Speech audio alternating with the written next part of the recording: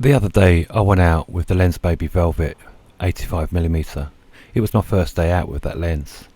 So I took some pictures of some flowers, as you can see here, at ground level. I then took them back into Lightroom and did a basic edit. And I wanted to add a little bit more punch. So let's go and do that now.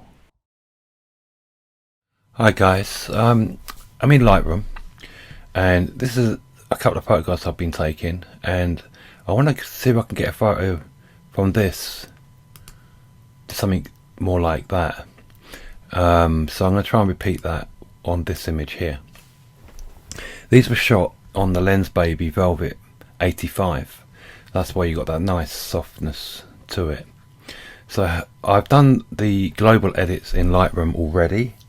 I believe I added a mask. Yeah, I've added a couple of masks here as well.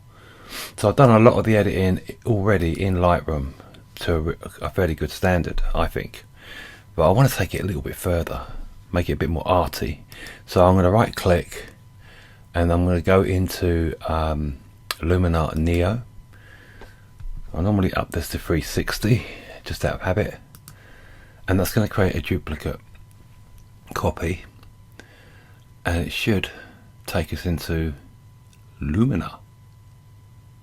Now some of the functions I'm going to use in Luminar may be on the paid version, but a lot of it's on the free. I'm not going to do a lot of stuff in this editor, so I'm not going to bother with the enhance because I'm quite happy with it all.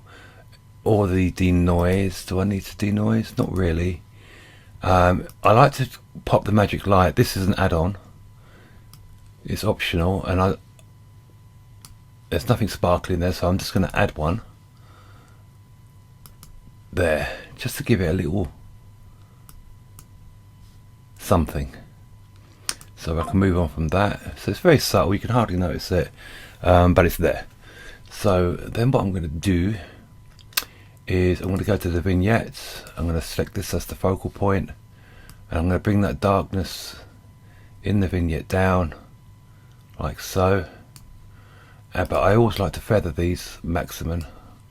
It's just what I like to do. So there you go. That's the vignette. Then I'm going to come down to what I really like messing around with is mystical. There you go. Look at that. So I'm just going to pop that up a little bit.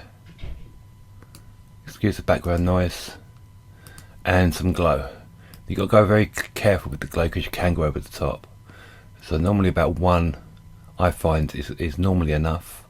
So I'm just going to leave it about there. Actually I didn't even, about one. There we go. It's also popped that sparkle a little bit more, isn't it? So that's good. And that's about all I'm going to do on this bit. So now what I need to do is add a layer. This is when you need the paid version, I believe. And I'm going to put an overlay in, the flare overlay. And I'm going to change the blending down to something that I think I like. In this case, soft light is good. And as you can see, we're almost there. Now I can play with the occupancy to make it more or more subtle, but I quite like it where it was really about there. I can go to enhance if I wanted to on the overlay and play around with the enhancement of it, but I'm quite it's not making much difference in this case, but I'll leave it about there. You can even come back down to the mystical here and see if that makes any difference. It's very subtle, hardly noticeable. I'll give it a little bit anyway, and you can also make it glow. Look at that. Whoa, you make it really punchy. About there I think, and that's it, we're done. So all I need to do now is come up here and press apply, and that really didn't take long at all. Very quick edit. Okay, so we're now back in Lightroom, and there's the edit. So we've gone from this to this. Just gives it that little bit of extra punch.